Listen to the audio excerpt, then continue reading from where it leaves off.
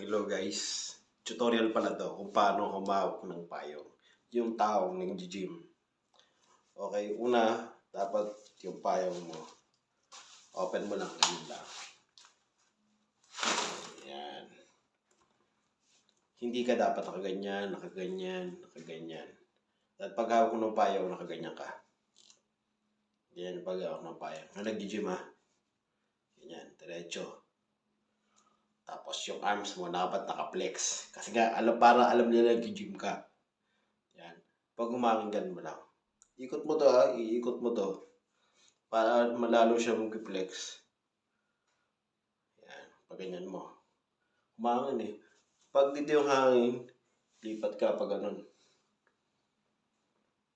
Para alam na kasabay mo nag-gym ka. Tumabi ka agad sila sa'yo dahil hindi lumayo-layo sila sa'yo, di ba? Diba kasi hindi mo sila tamaan ng payong mo. Tamaan sila ng lats mo. Di ba? Dapat ganyan. Tapos, pag itutubi mo na yung payong, pindot. Siyempre, pindot. Yan. Tapos, pag binaksak mo na, tricep, siyempre, baksak mo yung tricep. Hanggang doon lang.